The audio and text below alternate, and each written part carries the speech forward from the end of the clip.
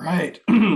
Now that we are recording, I'll just say, Vienna, what a gracious and kind and warm introduction. It's been really fun getting to know you over these last few weeks, leading up to the leadership development series. And yeah, it's great to have your support. And uh, despite all those kind and warm words, I wouldn't be here if you hadn't have invited me. So, thanks for that opportunity. And to all the folks who are improbably choosing to spend your Tuesday evening with me, I'll say that time is your most precious resource. And I'm honored that you would choose to spend some of your precious resources of time with me.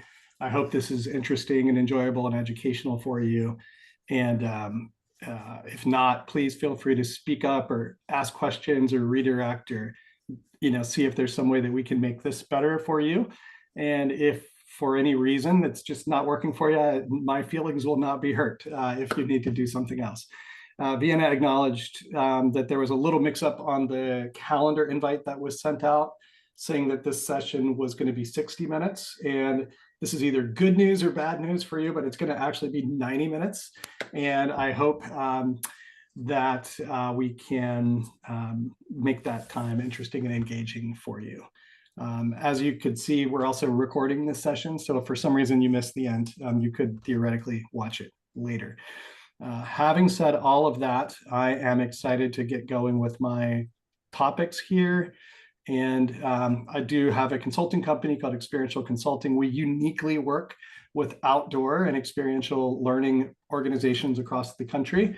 And the only other thing I will say about myself by way of introduction is to mention that right in the middle of the pandemic, my book, Beneficial Risks, came out in 2021, and it is all about specifically risk management and safety for outdoor organizations like the Mountaineers.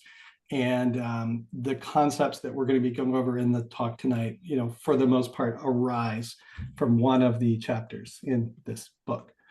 So what are we going to do tonight? We are going to, as a result of this session tonight, you're going to learn about different models of incident causation, meaning what are the different theories of ways that occupational safety scientists have analyzed what causes incidents and near misses to occur.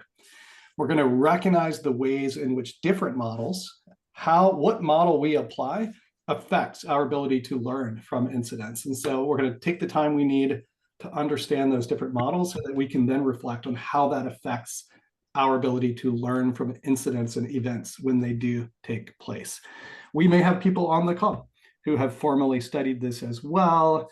And if I have some, incident causation analysts or experts on the call tonight, I really sincerely welcome your comments and insights, or if you disagree with the way that I'm presenting something, or if it's overly simplistic, I really welcome you to chime in and offer your comments there as well. We're going to focus on the unique benefits, not of learning from incidents, but from learning from near misses. And we're going to define exactly what we mean by that. And when we do that, as a way to kind of foster a broader culture of learning within an organization like the Mountaineers. So that's where we're going tonight. Vienna, I see a few little things popping into the chat here. It looks like people are just acknowledging where they're calling in from, and thank you so much for doing that.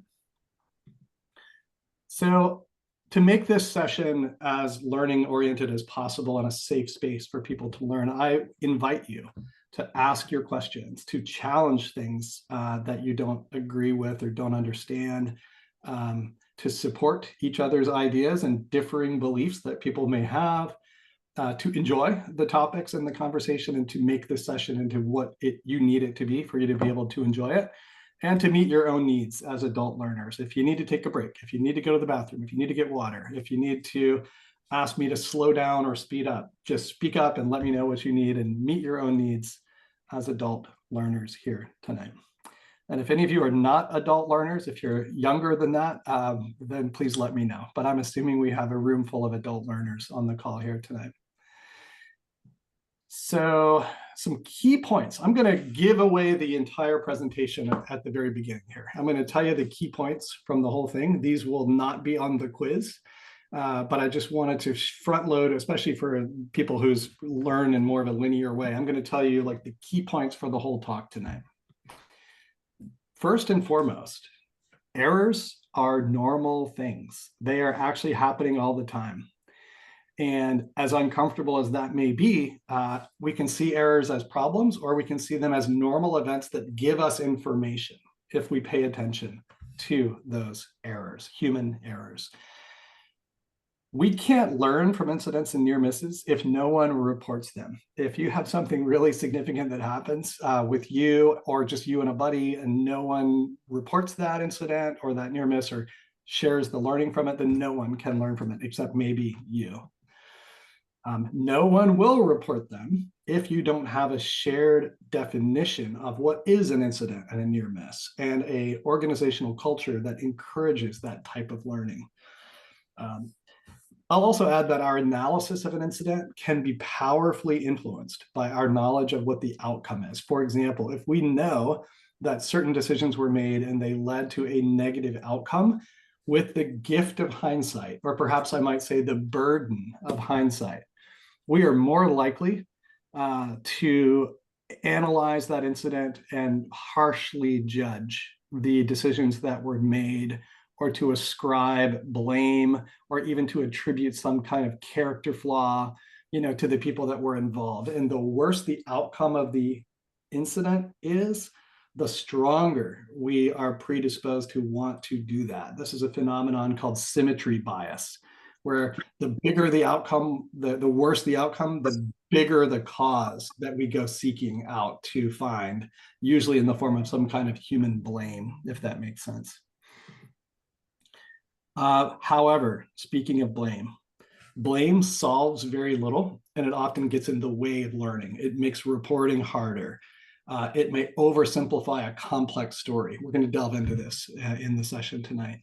And finally, how leadership responds to an incident matters, and it creates an organizational culture, and it affects people's ability to report future incidents, for example. So these are all super important key points for tonight. And before I go any further with this, it's important for us to define what is a near miss. So I've been talking a little bit about that. And I want to be very clear what it is and what it isn't. So some people might call a near miss a close call. Some people might call it a near collision. That's more of like a physical sense, a near collision. OSHA has interestingly referred to near misses as accident precursors, meaning things that happen that may signal or predate a larger event happening. The specific example that OSHA offers is an event that would have been an injury if not for a slight difference in timing or location. So let's just look at a really concrete outdoorsy kind of example. Here we can see everything that we need to know. Hazardous conditions, this tree, this dead tree hanging out over the tent. We operate in hazardous conditions all the time, right? When we're out on the glacier, walking through the forest, climbing rocks, sea kayaking, all the activities that you all regularly do with the Mountaineers and elsewhere. We operate in hazardous conditions. Sometimes that tree will fall and just narrowly miss the people inside the tent. And that is specifically what we're talking about here. A slight difference in timing or location would have been an incident, which you see on the far right panel, where it actually does hit the tent and presumably the people inside of it.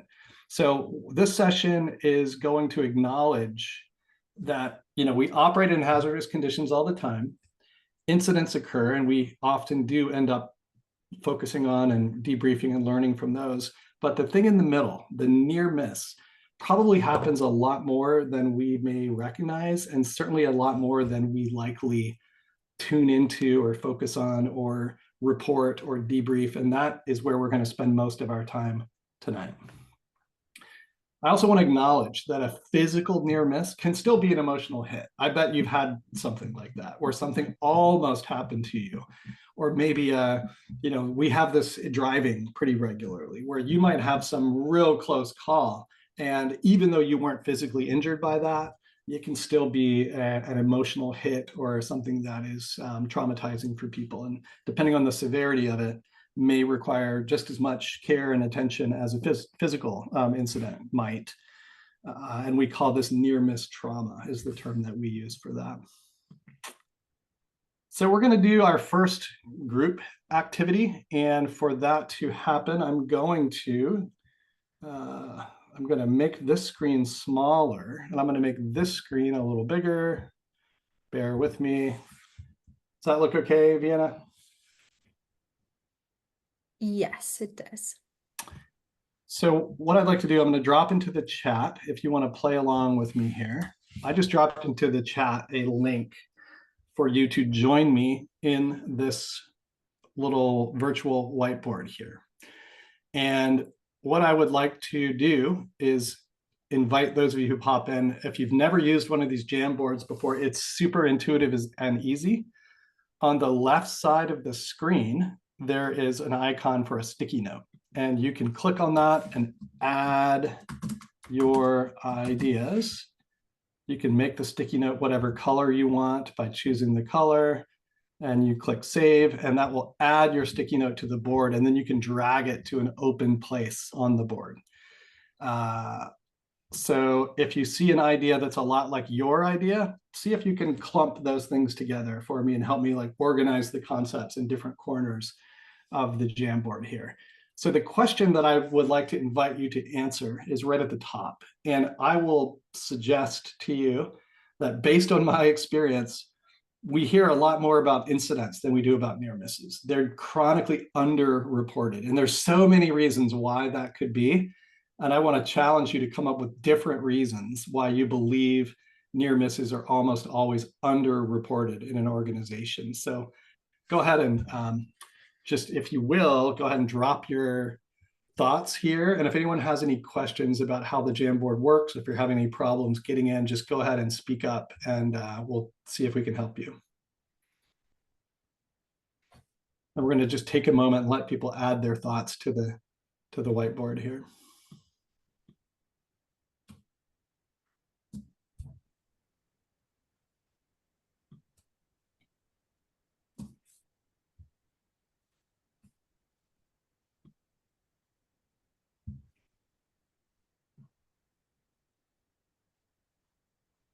These are some wonderful comments. Great job, folks. Look what a colorful selection of sticky notes we have going on here as well. This is remarkable. Okay, so keep adding your thoughts to the board, but as we go, you'll notice that I have this handy dandy little laser pointer. And I'm going to just kind of focus our attention on a few interesting elements and invite the person who added that sticky note to chime in or maybe further explain some of their thinking if you'd like to do so. You don't have to, but if you'd like to say a little more, it would be wonderful. And I'm going to start with what I see as one of the really most common, and it's these two: embarrassment and stigma or shame. And I see those as really a prevailing human nature kind of, and to some extent, societal norm where people might be afraid to report near misses because they don't know what's going to happen to them if they do, right? They don't know if they're going to be shamed and blamed or judged or somehow demoted, or even in a workplace setting, maybe you get fired or you get in some kind of trouble for it. So there's a normal kind of human tendency to not report near misses because of that stigma. For the folks who added those sticky notes, would you like to add anything else, or would you like to expand on that in any way?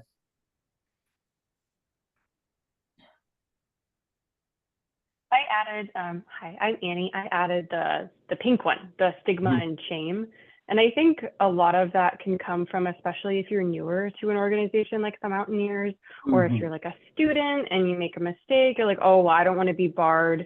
I don't want to be judged by like the instructors or the leaders or my peers. And then I don't want to have like a black mark on my record. So go, you know, I don't want my participant notes to look bad. So, you know, if you belay someone in not using the PBUS method, or, you know, like depending on your situation, feel like there can be a fear in learning and making mistakes as part of the learning process. I feel like that's not always seen as like a good learning tool necessarily. Yeah. Beautifully stated, very well explained, and thanks so much for getting our discussion started with such good points. And I also think you highlighted a piece right at the beginning that is also really relevant, which is that hierarchy piece. If you're new, if you're in a student role, if you feel like you're somewhere lower on the hierarchy, that can amplify that stigma in my experience. So yeah, excellent comments from Annie. Thank you so much. Let's look at a few more here. I think this green one that just popped in is kind of like the counterpoint. It's sort of the other side of that coin, which is wanting to maintain that halo of perfection.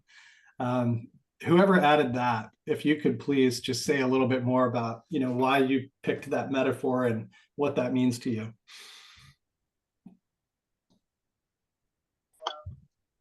Yeah, I put that down just because like instructors sometimes want to seem infallible and you want to command the respect of whoever you're instructing. So anytime you make mistakes, you might try to hide them or kind of stuff them down, make sure nobody knows about it to maintain your excellent, Patrick. perfection. Yeah, great comments, Patrick. Thanks so much. And it kind of is related to just some ego as well, or it's an interesting correlation between those things.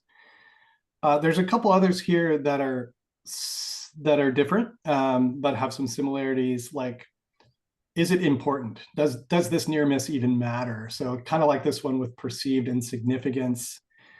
People think they aren't a big deal. Even like normalization is somewhat along that same spectrum.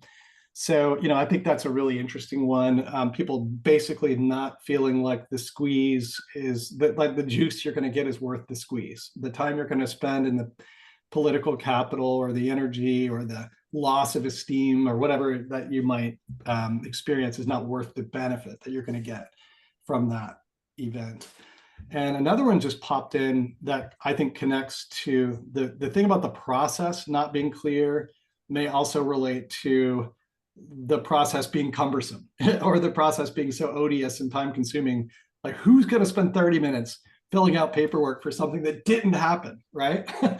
So that's another really common one that we see is just a barrier in the process itself. Are there any, and organizational cultural barriers? I think we've circled around this in a couple different ways, but we haven't really talked about it in terms of organizational culture. I wonder if whoever added that could just chime in and say a little bit more of how you see that playing out. So that was me, Pranav. I think it's just like the organization sometimes doesn't set the expectations correctly for new people coming in, right? So there could either be like an implicit like stigma surrounding reporting these near misses, or there could be like an explicit push towards not considering these important. So yeah, I think that's kind of what I was getting at with that. Excellent. Thank you so much for contributing that. And, I think if an organization doesn't explicitly work to change those things, then what you described is maybe more like almost the default, almost like where a lot of organizations just naturally drift into. And I think it takes active work on the part of the organization to shift from that. So great job, everyone, adding some really insightful and I think just spot on analysis here. Before we move on from this page, is there anything that you'd like to point out, or would someone like to say something that didn't have a chance to do so yet?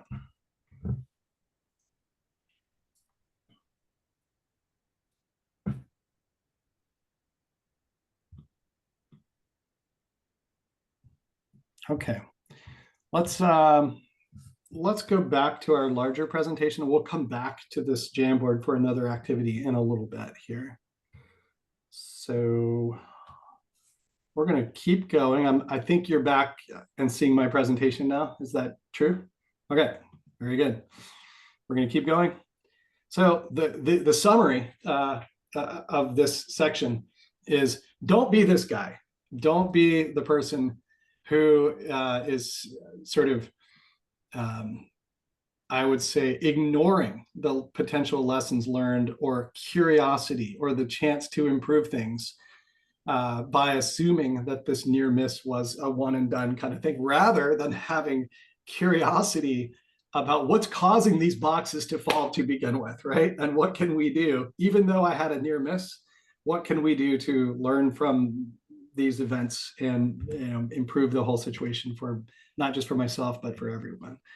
So there, to wrap up this little segment, I'll just say, I love this metaphor. Near misses are like lottery tickets that we've already purchased, meaning you can cash those things in, you know, and harvest the benefit and the learning and get the good stuff from those lottery tickets. Or you can ignore them to your peril, much like this unfortunate fellow here in the cartoon. I love that he has his helmet and his work boots on though, so he's staying as safe as possible according to the policies. Okay, so we're going to move into a little bit more of an academic discussion, which is about incident causation. And this is what I referenced earlier in terms of different models. And this is absolutely fascinating stuff to me.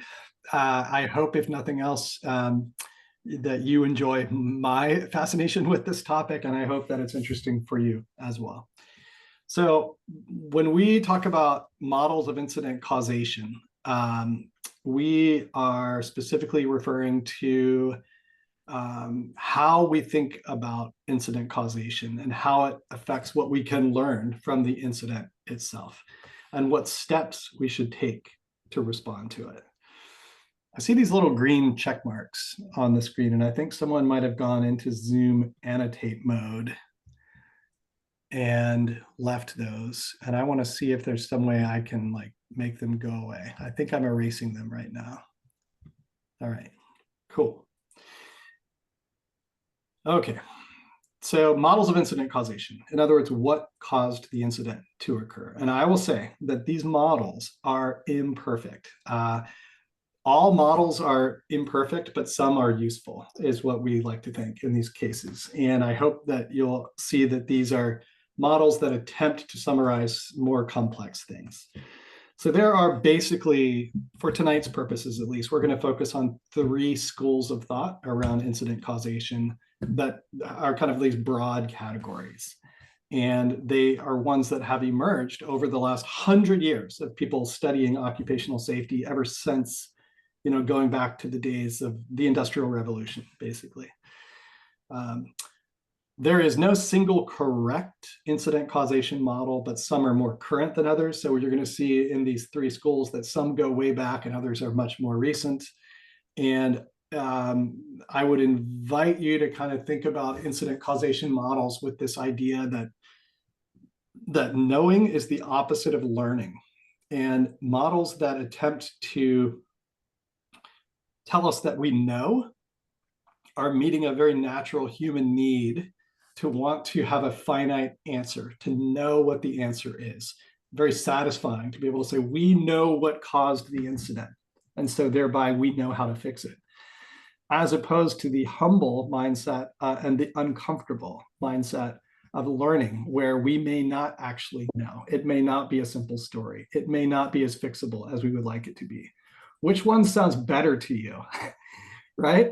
The idea of knowing is very seductive, and we'd like to think that, you know, that is a good place to be. But I would suggest that approaching some complex incident from this lens of humble learning and comfort with uncertainty is probably going to put you in a better place, if that makes sense. Does that make sense to folks? Do anyone have any comments or clarifying questions about that?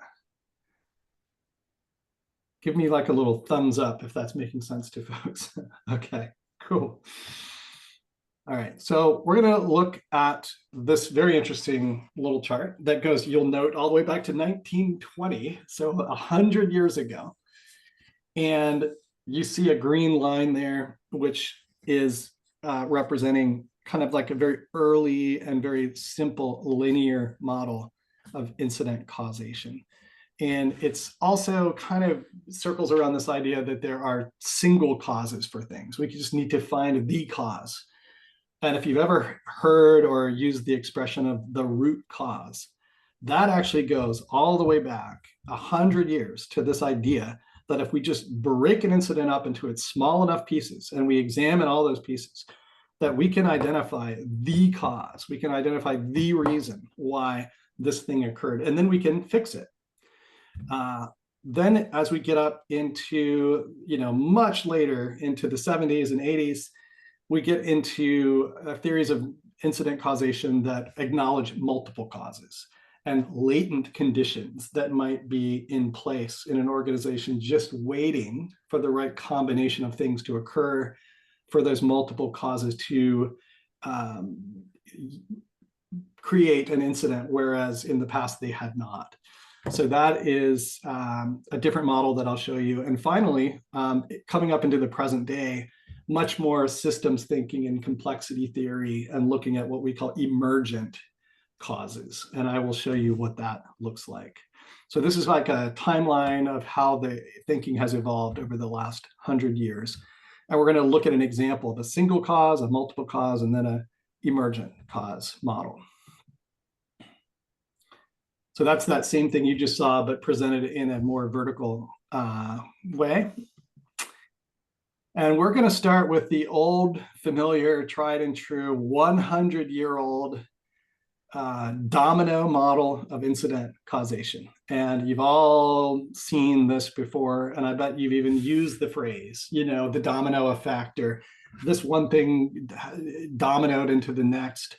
And this way of thinking about incident causation, that one thing led to the next, led to the next, led to the next, and then that caused the injury, is a very basic and linear and simple way to have a simple story about what happened. And it also invites us to try to fix whatever caused this linear, simple understanding of the incident. There's a closer look at it. When we go to fix the broken piece, it usually comes in the form of finding the person who was closest to the incident itself and having a culprit, someone that we can blame or shame or retrain or fire or punish. Is like the mindset that arises from this linear, simple story. We get up into the 80s, and I bet some of you have seen this model before, and it is the wonderful Swiss cheese model of incident causation, or accident causation, as they said in the 80s. And the idea here is that that little red ball represents a hazard. And for it to penetrate all the way through those layers of defense and cause an injury, two things need to happen. First, those layers of Swiss cheese represent things like your training, your procedures, your supervision, your equipment, layers of defense, basically. And for that hazard to become an injury, two things need to happen. One, there needs to be holes in the Swiss cheese to begin with, right? If there aren't holes, then the hazard can't penetrate through the holes. Second, you'll note those holes need to line up. If those pieces of Swiss cheese were rotated or moved side to side, those holes would not line up, and the hazard would, maybe it makes it through training and procedures, but it stops when it gets to supervision, or maybe it stops at the very, very last thing, which is the equipment, helmet and boots and things like that. So this model gets away from the simple single cause story that the dominoes told us, but you'll notice that it's still a very linear model, and it still kind of assumes that incidents happen in these linear and predictable ways. Let me ask you this. If you believe that the Swiss cheese model is true, if you think this is how incidents happen, and you were the risk manager and you wanted to keep incidents from happening at your organization based on this model right here, what would your strategy be? What would you simply try to do if you wanted to keep that hazard from becoming an injury? Let's hear from someone who hasn't spoken up yet.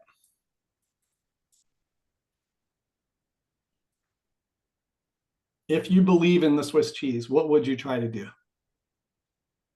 More rules, more training, more people watching you, more enforcement. You got it, Tess. Spot on. And basically more cheese, right? Which actually sounds like a good idea to me. Cheese is a good thing. But yeah, within this model, exactly what Tess just said, more is better. And there's an assumption that the more rules, and I love the way you kind of said it, Tess, that more rules, more people, more supervision, more compliance automatically creates more safety. Intuitively, do you think that's actually true? Have we found that to be true in our own personal experience?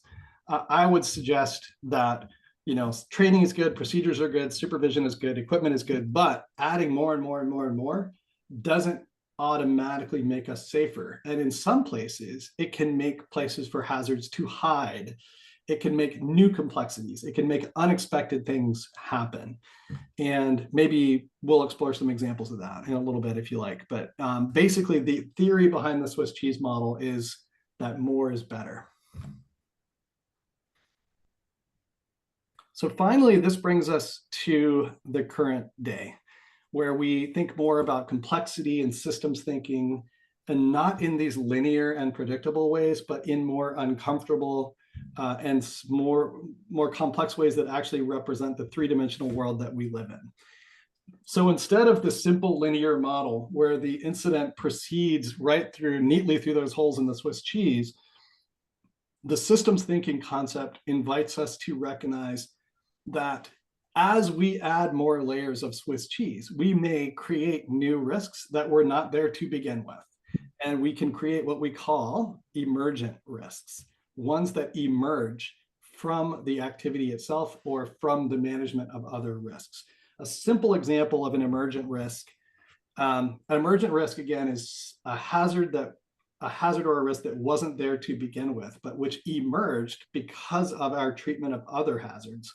An example of that would be during COVID, when we would wear a mask while driving a group full of students. And so now you've got a driver with their glasses fogging up. As they were managing the risk of COVID, appropriately managing it, they were experiencing a new hazard that wasn't there to begin with. So that's just a simple, almost a silly example of an emergent risk, and there's lots more.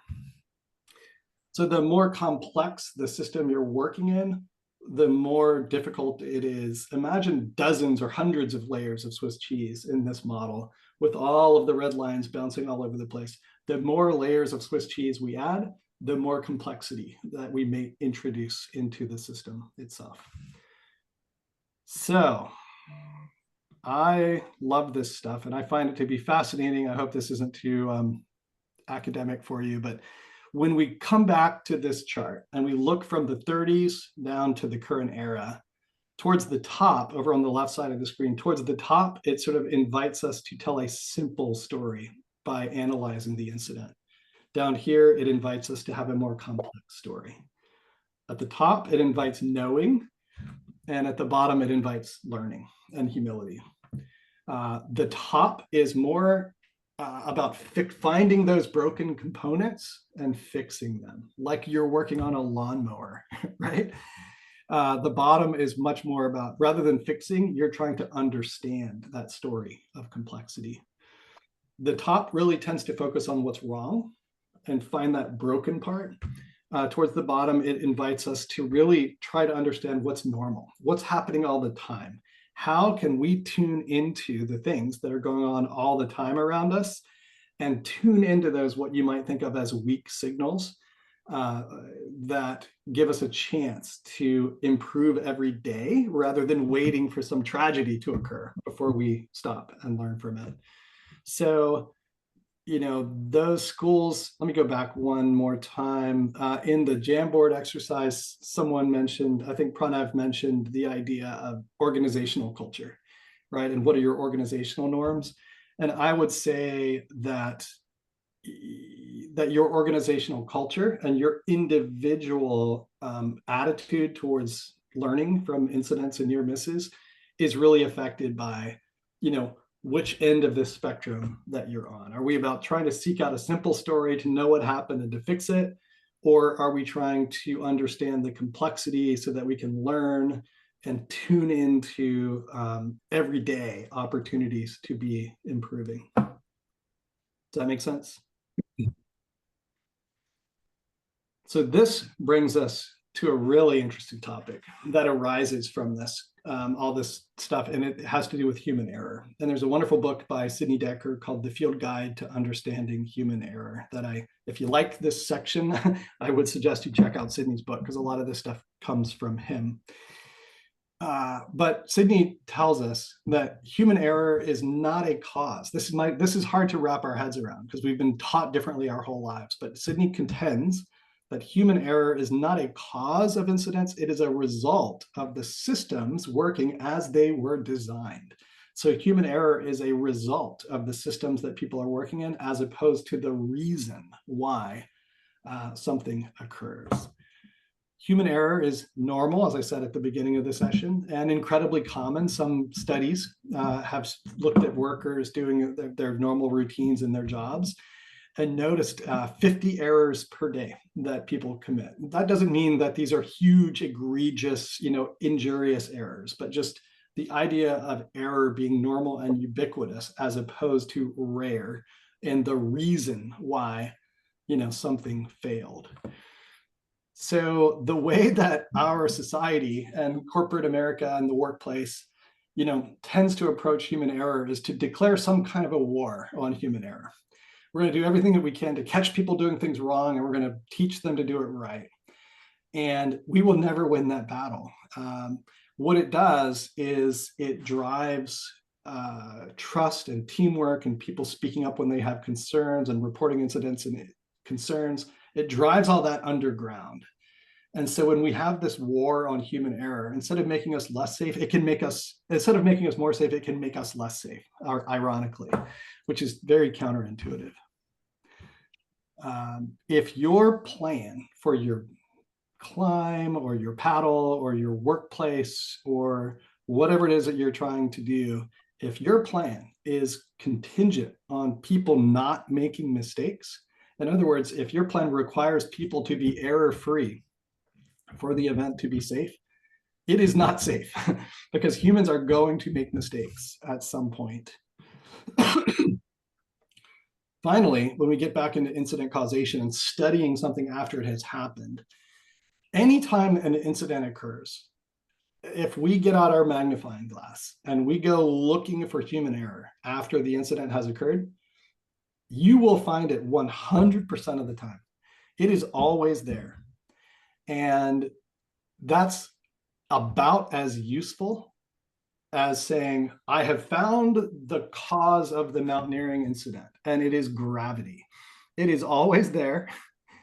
And it is probably useful to look deeper than just that. If we stop looking when we find gravity as a factor in a climbing incident, we're not really understanding what happened. And if we stop looking when we find human error in any kind of incident or event, then again, we are short-circuiting our ability to really understand the complexity of what happened in that case. So I just unloaded a lot of stuff there. I want to pause and just see if anyone has any differing. I'm seeing some comments in the chat here. Yeah, awesome comments. Do people have any comments on this, or do you want to discuss anything that's on the screen right now, or just add any perspective of your own to any of this at this point?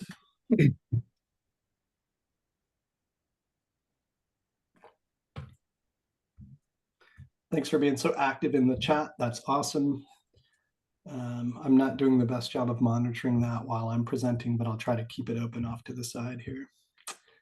You can always come off mute and just speak up too if anyone ever has any comments or questions you'd like to contribute. So here's Sydney's book. Highly recommend it.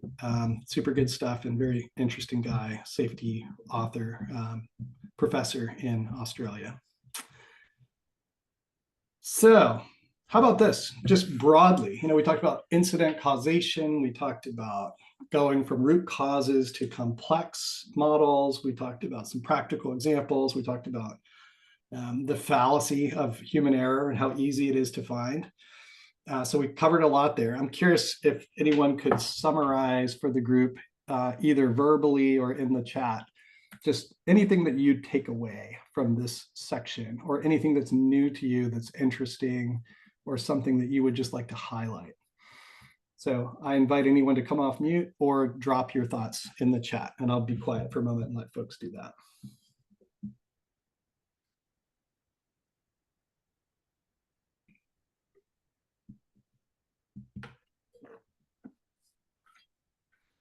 I can chime in again if folks don't mind. One of the things that I found really interesting is I took my ARI training this January. So that's the avalanche education and rescue course. I took it, I took it this January. And but the things that they talk about a lot is mental heuristics or mental shortcuts that you make because your brain craves simplicity. And this reminds me a lot of that. I feel like there's a lot of different types and layers of cheese. It's a very intense fondue of reasons behind human error and model and the instant causation. It's really interesting how it seems like there's a lot of different elements that are trying to simplify the why behind an incident. We're trying to make it as linear as possible because it's easiest for our brains to digest, but then also I feel like for us to handle emotionally. It's an interesting kind of the layers that are introduced into the why behind all of this. That's a wonderful comment. I love the fondue metaphor. Annie, thanks. Great comments. And yeah, it is interesting. Like ARI does a great job of teaching about how there can be common human experiences that lead us to go down error traps, like familiarity with terrain, or a sense of needing the group to approve of the decision that you're making, or situations that we may be more error likely. And I think they do an excellent job of trying to minimize the errors that are the low-hanging fruit. And this concept is related to that, but it also adds that we can't eliminate all the errors, right? And we can't be perfect. And so we need to have layers of redundancy and systems in place to not try to make the event fail safe, but allow us to fail safely. How can we fail? How can we make an error without that leading to a catastrophe? So I think that's I should probably add that to this screen, but the idea of fail safe versus fail safely, I think is a super important distinction between this idea of declaring a war on human error, as opposed to saying, no, errors are going to happen and we need to be able to absorb that and recoverability basically from that. We can't be perfect. If your plan requires people to be perfect, it's not going to work. Fail safely, yes.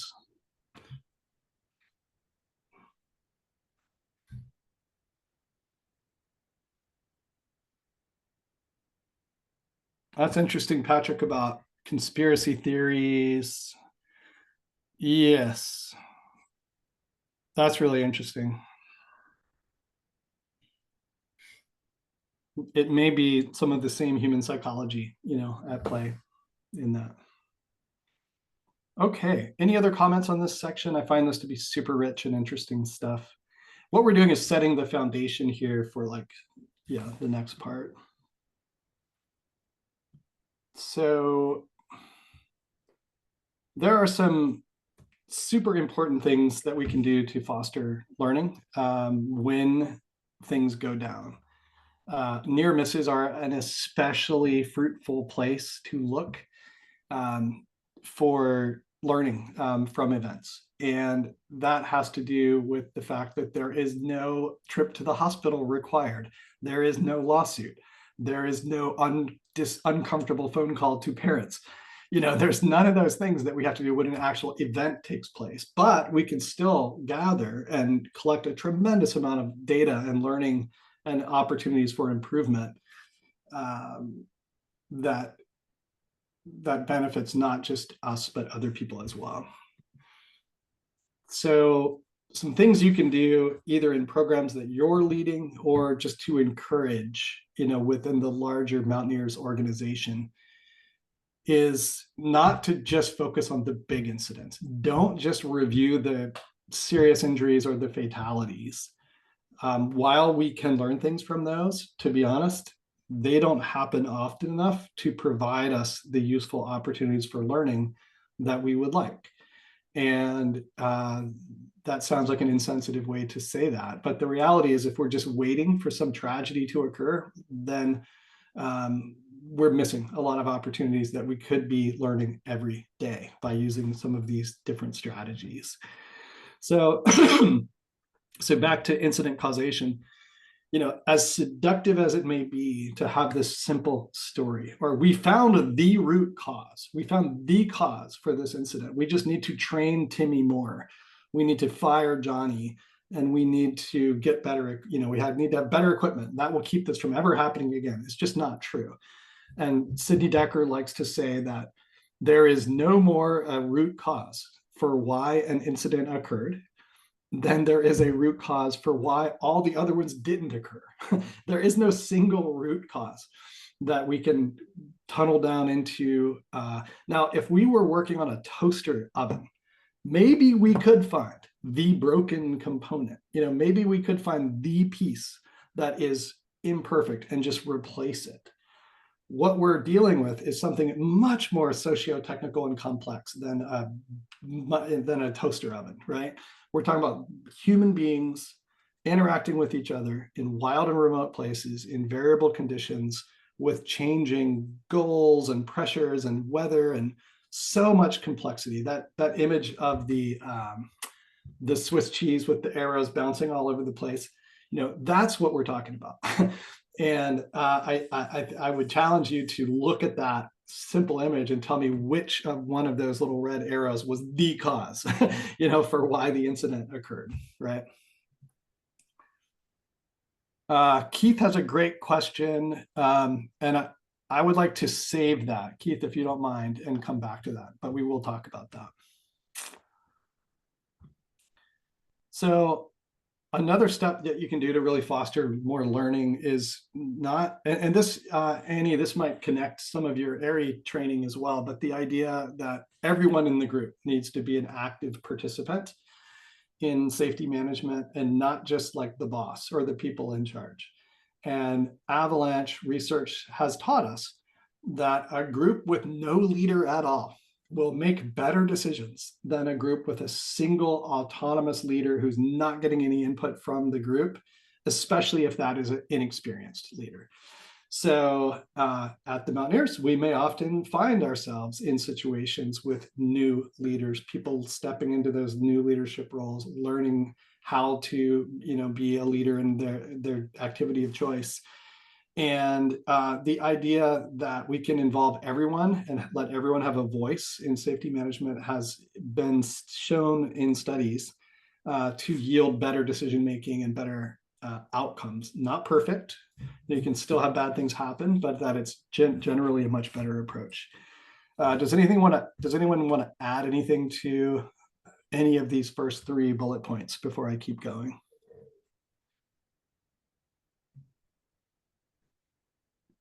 Do any of these resonate with you?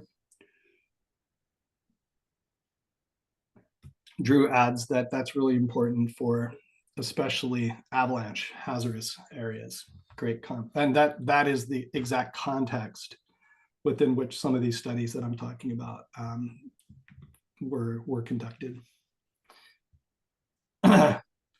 So near misses are useful. We've been talking about near misses on this call, but I would suggest that similar misses are even more useful.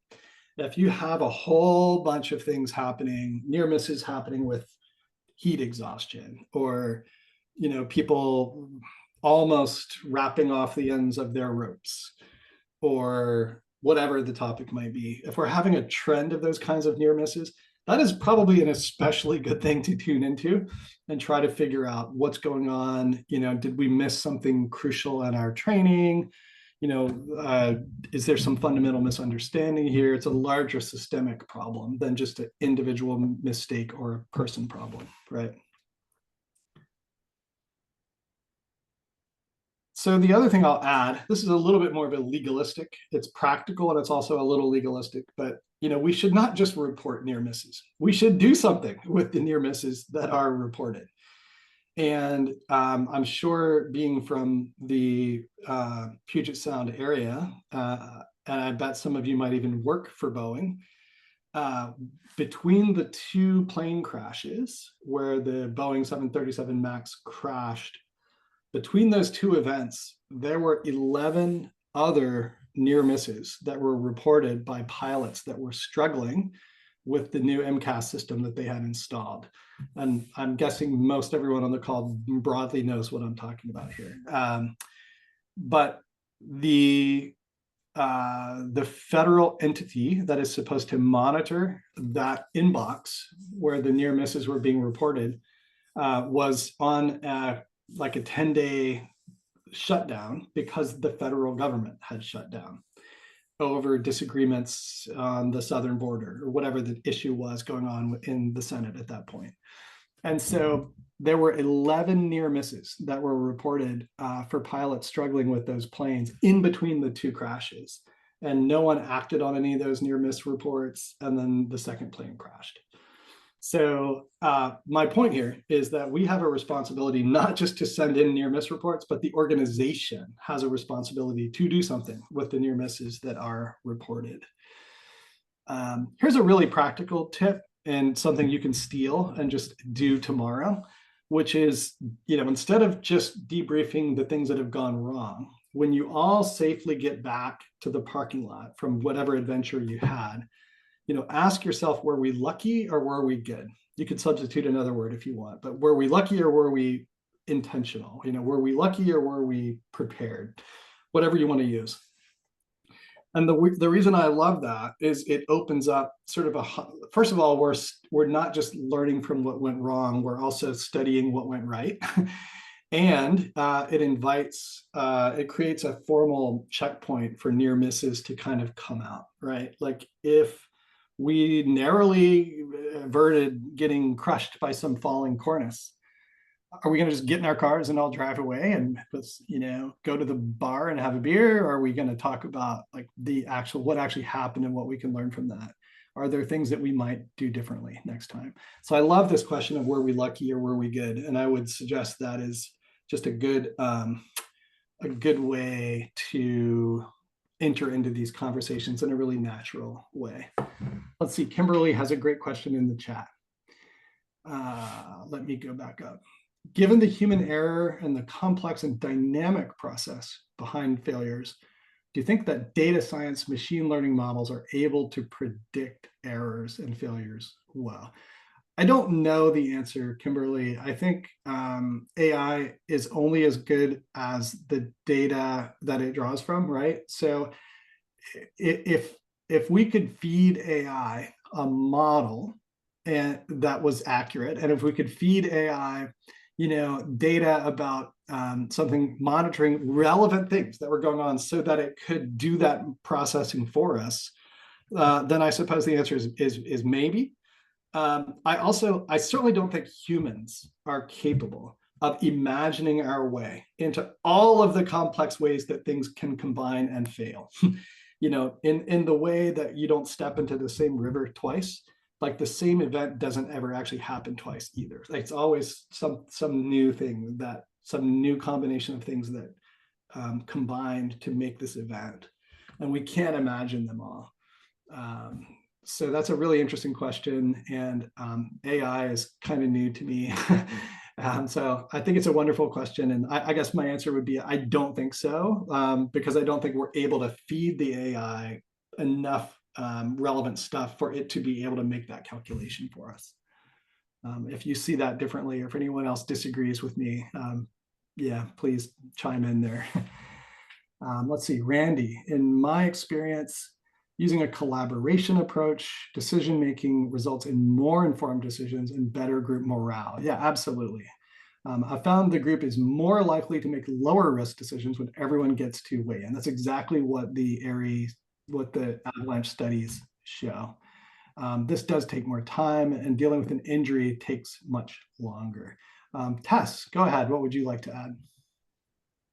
Oh, I was just gonna kind of add on to the AI piece a little Mhm. bit. Please.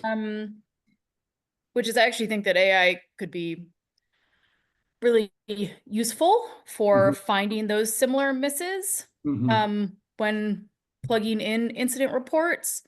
Mhm.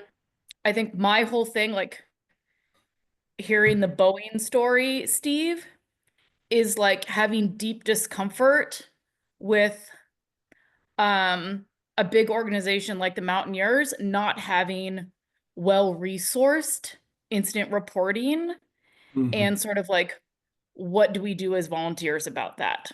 Mhm. Mhm. It's a wonderful comment, and you're operating in complex and challenging and physically and emotionally hazardous environments.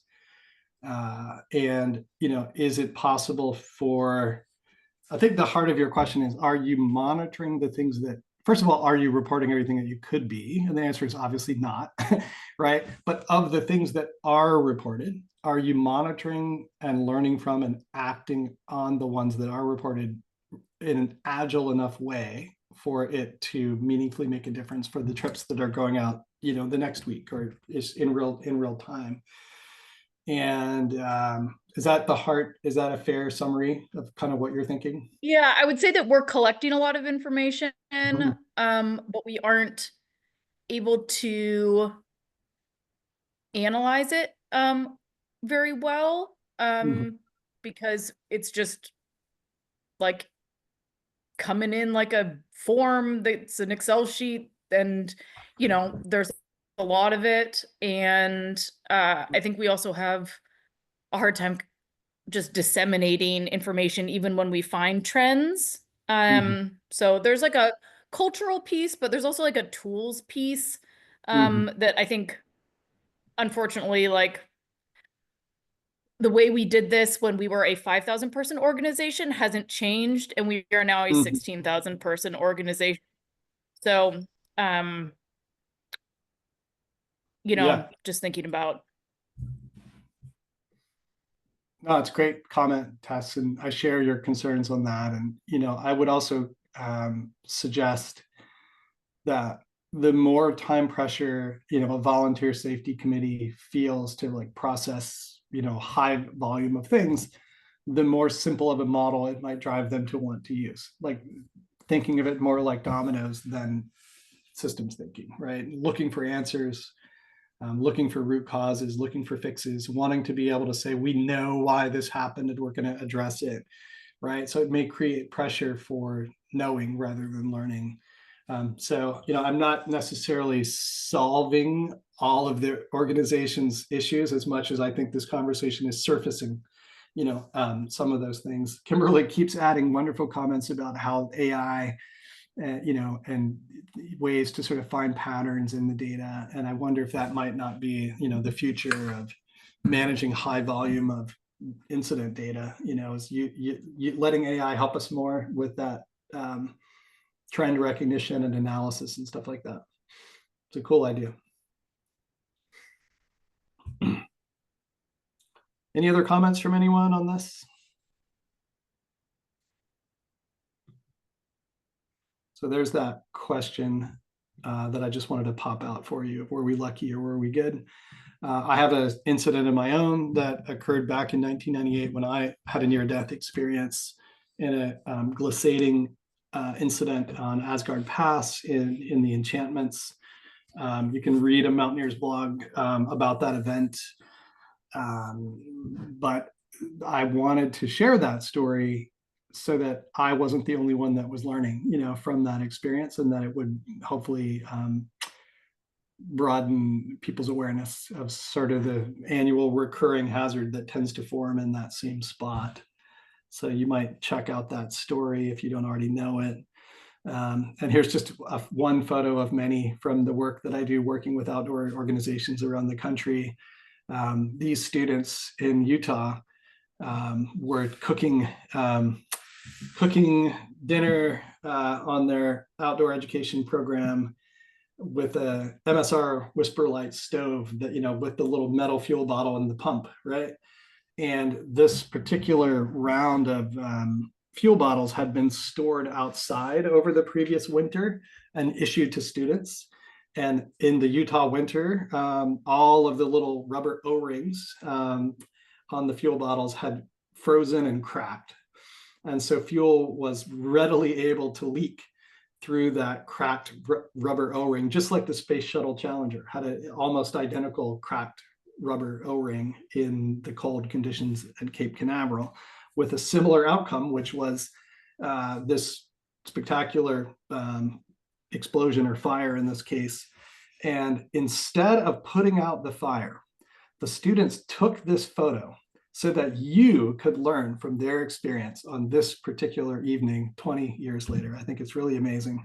And Annie says that this has happened to her as well. So the cool part of the story is that they did report this incident to the national organization that this program was a part of.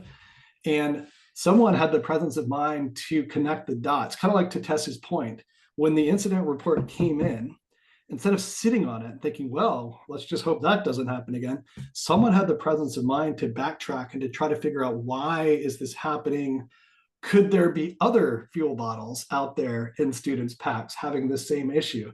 And they quickly did a big round of nationwide communications about this. And they went out and they got like 15 other fuel bottles that had exactly the same problem, and were able to replace all those rubber O-rings for like 27 cents and keep this from continuing to happen. So I just love the kind of larger benefit that can come to an organization through that willingness to report things like this, and the timely sharing and learning and acting on the reports that do come in. So it's kind of like it's sort of a success story, if you will, of this megamid going up in flames. Tess says she low key freaks out every time I need to use a whisper light, because I always let out too much fuel. Maybe a design flaw in the whisper light itself. Oh, Vienna is still here. Wow.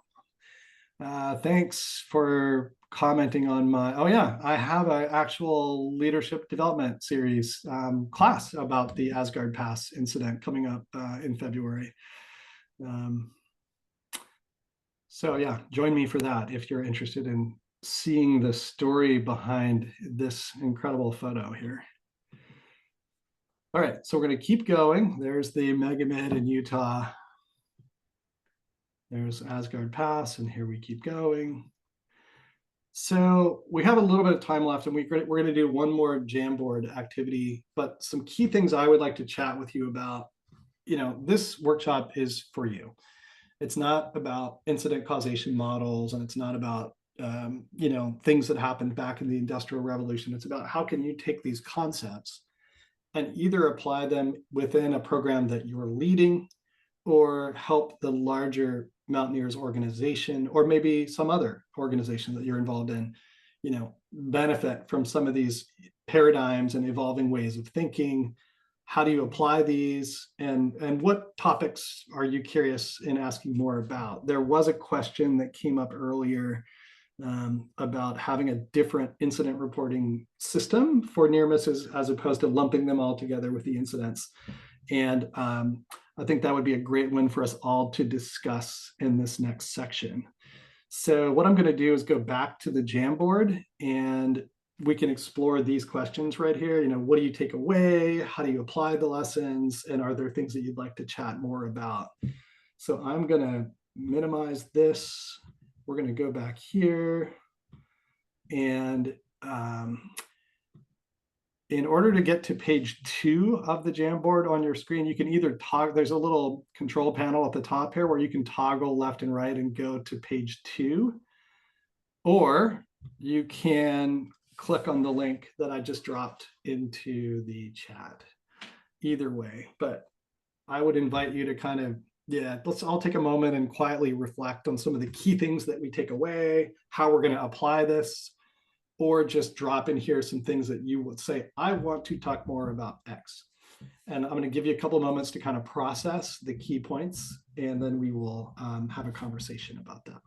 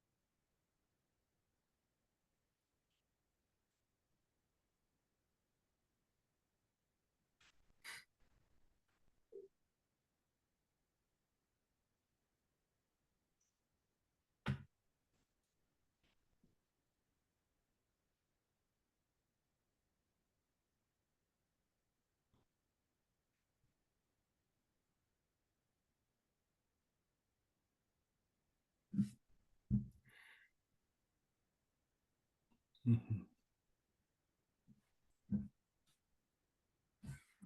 If you see an idea that relates to yours, maybe drag yours over to that other ballpark.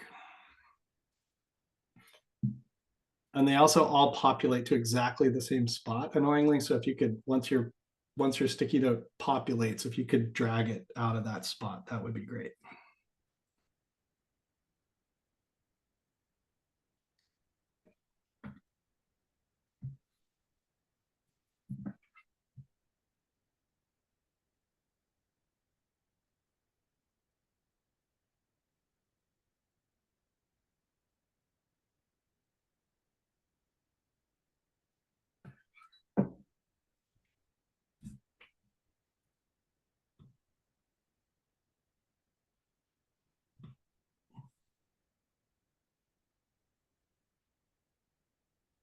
Mhm.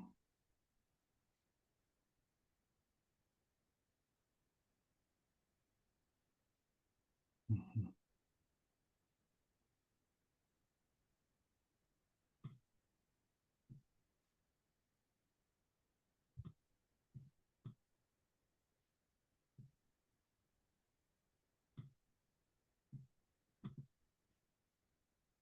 Mhm. These are wonderful. I'm going to give you one more minute to add thoughts here, and then we're going to start chatting about some of the ones that are here.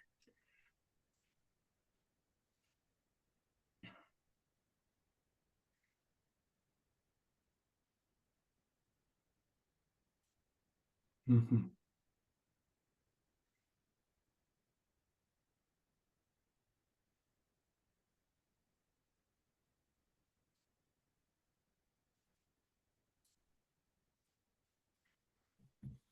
So many great comments here.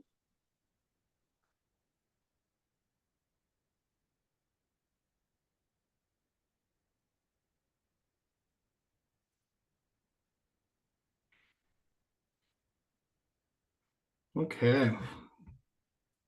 Feel free to keep adding things, but I'm going to start just facilitating a little discussion about what's already here.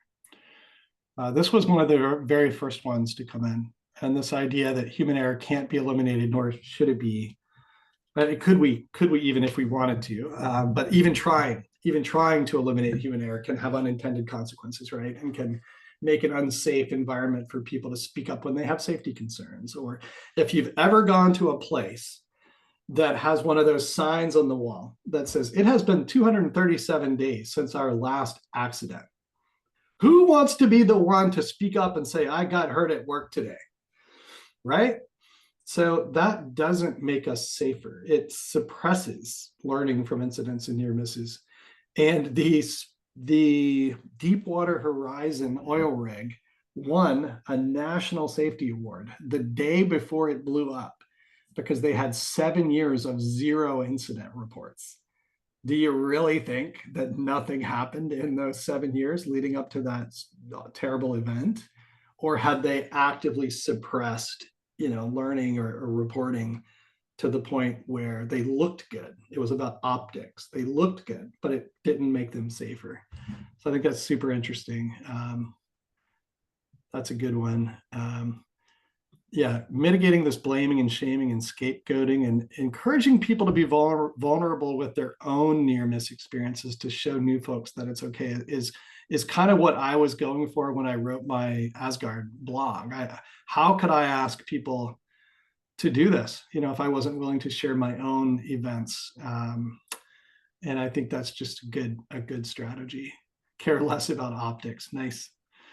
Then there's a whole section here that talks about just partnership and finding people that are going to be supportive of this approach, and finding peers to talk about near misses, normalizing debriefing, looking for those repeated patterns. These are all just super good comments. Here's a question.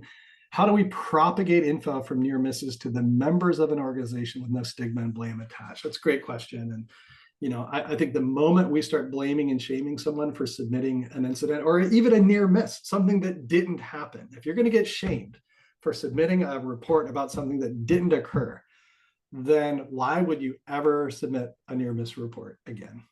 So I think anything that puts downward pressure on people's willingness to share these kind of things and to create learning from them is the enemy, of what you're hoping to instill. And I think just hopefully sessions like this highlight the importance and opportunity of learning while pointing out the problems with this simple story and the shaming and blaming. And this is what I'm talking about, like focusing on that singular root cause. It is sort of guides us to shame and blame and try to fix the broken piece, right? What else do people see here? Is there anything that people would like to highlight? I just wanted to say that I don't know if I'm a fan of separating near misses and incident reporting, because sometimes the very act of kind of like filling things out, you might realize that there actually sort of like was an incident in there that was in fact, the leader, she was bullying people and that actually led to blank. And then like,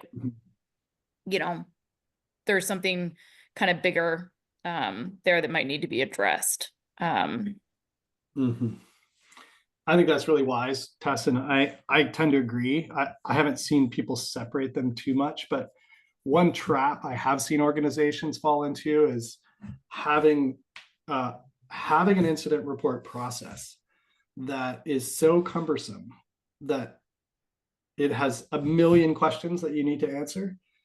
And that makes sense, like if someone died or if there was a really serious injury. But to have that same level of burdensome reporting for a near miss, creates barriers, to people doing it. And I think that, I don't know about a separate reporting system, but maybe like a simpler version of the format, or you only have to fill out this first part, if it's a near miss, as opposed to the direction the wind was coming from. And, like all these layers of things that people want to collect for a more critical incident may not be that relevant, for the near miss. So I think the idea of making a barrier-free near miss reporting is the goal. And I tend to agree that having a separate one isn't necessarily going to achieve that goal.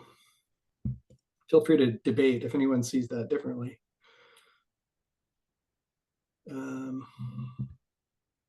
What else? There's a question: do other organizations like the Colorado Mountain Club, et cetera, Appalachian Mountain Club, others, have staff to help support a culture of incident reporting and help with data management?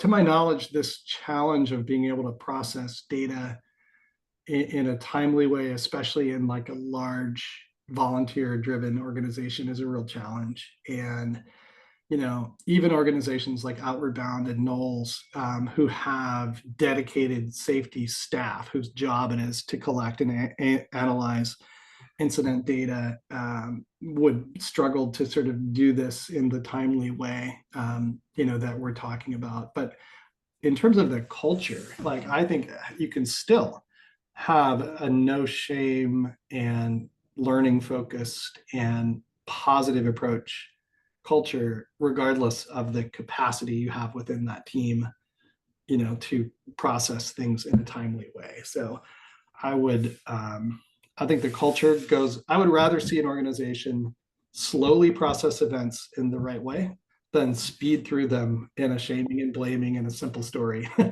kind of way. Tess, comment. Oh yeah, and I mean, I don't even think it needs to be that timely. It's more just like right now, Mm-hmm. There isn't a good way. There are trends and stuff that we're seeing, but there's not organizational, like institutional pathways for every committee because we're so decentralized. Mm-hmm. Other than like, you can like do fun blogs, but like you're reaching like 5% of your membership when you write a blog. Mm-hmm. Yeah. So Yeah, it's great. I think the other piece, I'm just gonna like I really appreciate, Steve, you saying that idea of having the simpler form for the near misses. Mm-hmm. I of course am like, our current tools don't even allow you to have logic in the form to have a simpler form. Like Mm-hmm. all free software has more tools than what we currently have at the Mountaineers.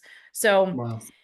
it's, how do we work with limited resources like that? How do we, as this group of 30 leaders, petition for more resources put that way? I'm looking in, those are great comments, Tess, and I wish I had a better answer for some of those organizational constraint, issues, but you're naming some real limits, some things that create limits. Randy has a great comment here. Consider calling these things learning opportunities rather than near misses. I've also seen some programs start to call them good catches, which is a similar kind of idea, like a positive spin. They're not all necessarily good catches. They might literally just be luck, or the tree might land right next to you and it had nothing to do with a good catch. It was more like luck, but I like the idea of labeling it in an intentional way. So great comment there, Randy. Do a focus group with leaders to find out what would help them report near misses, or just a great conversation at the start of every program, right? You could always ask your group. I'm in the Colorado Mountain Club, Keith says, and it's a challenge. I'd love to get something going with data collection. Kimberly says, I knew she was going to say it. I could see that one coming. I've heard of near misses being reported, but then it was kept in the committee to improve instruction, and it wasn't necessarily passed out to the current class. And I think that's a real short circuit, like a real missed opportunity. No worries about the soapbox, Tess. You've got great critical thinking about the challenges. Drew says, club culture today encourages open conversations about concerns and risks versus a decade plus ago. And Drew, that's wonderful to hear. I'm curious if you'd be able to elaborate and say, like, why do you think that changed? And what are some things that we need to keep doing, to make sure that trend continues? If you're willing to speak to it.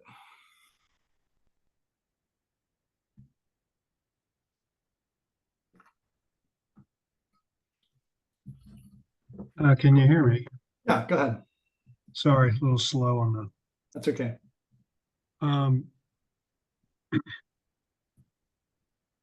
I took basic in 07 and I took intermediate in 10 to 12. And when I was in intermediate, that's when the bar got raised significantly. Mm-hmm. And that is where I started experiencing a lot of the issues that people were concerned about talking about because they didn't want to seem weak, incompetent, et cetera, et cetera. But there were some leaders back in that day that were truly problematic. Mhm. And fortunately, those people have left the club. Some were formerly encouraged to leave. Mhm. Others just realized that for whatever their egos or whatever were involved, they didn't fit in. So they just went to meet up groups or someplace else. I don't know where they went, but fortunately, to be honest, they went away. So I don't know. I've just seen a transition, a very positive one. Mhm. And so that's kind of where my comment was coming from. How did it happen? There is, you know, each year in the last decade, there's definitely been encouragement from the top of the club down. I mean, from the president down through the entire organization to Mhm. improve leadership, to improve learning. And there's, like in December, I mean, the club gets together in December. It's a very fun day. There's multiple learning sessions, Mhm. great food is served, Mhm. it's social, and there's a few hundred people that attend.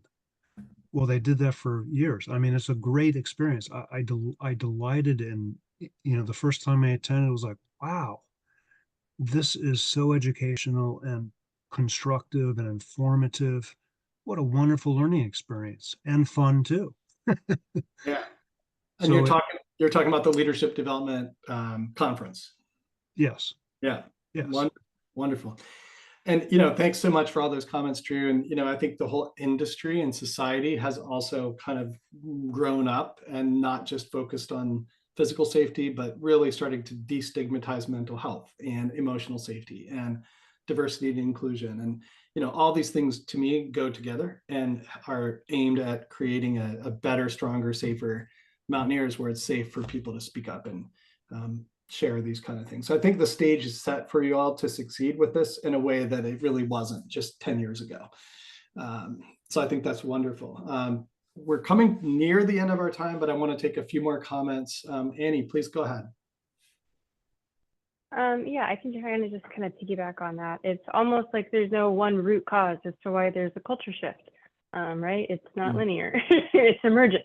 But I think one of the things that I've talked a lot with like Tess and other folks about kind of in the safety realm is it feels like there's very much like a two-pronged opportunity or two-pronged approach in how to kind of improve things and build on the systems that we do have. And one of the prongs is, culture shift, and the other is kind of like policy change.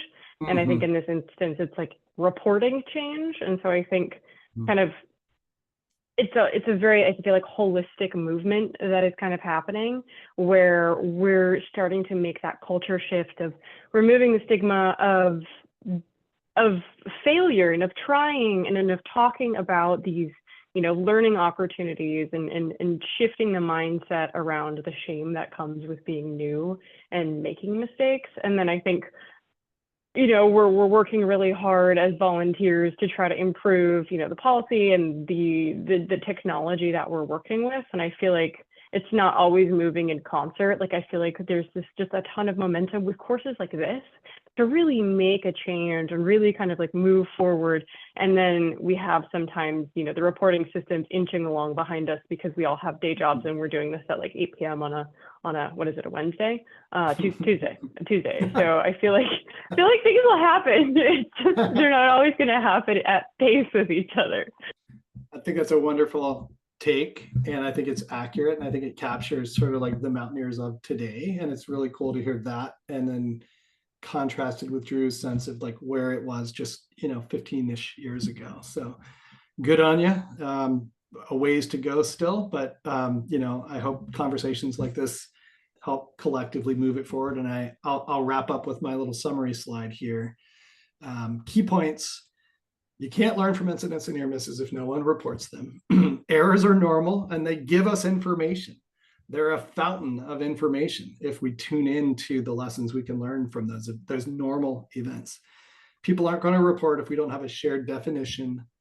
Analysis is powerfully influenced by our knowledge of the outcome. And that's why those incident causation models, I think, really help us have a more complex way of learning from the events. remember that blame solves nothing and it gets in the way of learning. Sidney Dekker likes to say that when an incident occurs, we can either learn or we can blame. So you have to take your pick because you can't do both. And, you know, I think it's super important to make a safe space for people to share their learning and not be blamed or shamed or attacked or minimized as a result of their willingness to speak up about whatever happened to them. So I'll close with this really intriguing little image that I love. And, you know, if you imagine this bell curve representing all of the Mountaineers programs that go out in a given year, down in the lower left-hand corner, we see unwanted outcomes like injuries and accidents and missing people and broken legs. And maybe on the far right side, you know, we have these very rare, serendipitous, you know, extraordinary positive surprises. But those are both pretty rare. And for the most part, you can see the big fat part of the bell curve. For the most part, things go as planned. We come back with the same people that we left with, and you know, we, for the most part, you know, achieve our goals and people learn along the way. The traditional kind of old school approach to safety just studies that little red part. It looks deeply into that small little set of data, and it tries to do less of that. It studies what has gone wrong. I think it's better to ask this broader question of why do things normally go right? And what can we learn every day from our normal successes rather than waiting for failure to learn? I would put near misses on this chart kind of somewhere down there. It's not exactly an unwanted outcome, but you can see it from there.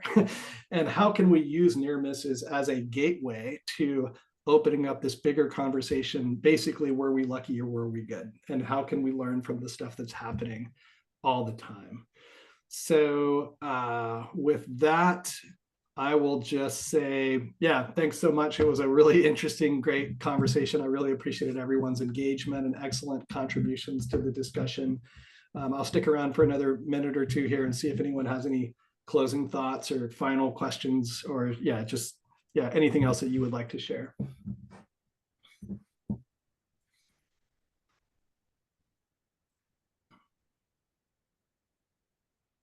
Thanks for the nice comments in the chat here.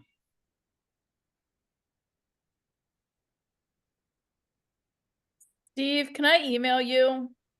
Absolutely. Yeah, it's here. I'll put my email in the chat here.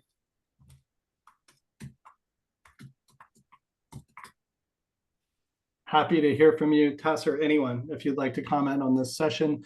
Vienna is also going to send around a feedback form, so you can tell me what I can do better to make these sessions even more engaging or useful for you in the future. And I will read those and take them to heart. And you can report if you had any near misses as a learner in this workshop today. So yeah, feel free to reach out to me. And Vienna, anything you'd like to say to kind of wrap things up here? I just want to say thank you so much. That was incredible, and we appreciate you. The recording for the session will be available on the website within the next week or so. Sometimes it takes a little bit, but I will send you all a follow-up email, and then I can send a reminder about the recording if you're interested in that. That's all from me. Thank you so much. Go do something fun with your Tuesday evening. Great to see you all, and I hope I see you on another one of my sessions coming up later this what is it, fall. Y'all have a great night. Thanks. Thanks, Steve. Thank you, Steve. Cheers.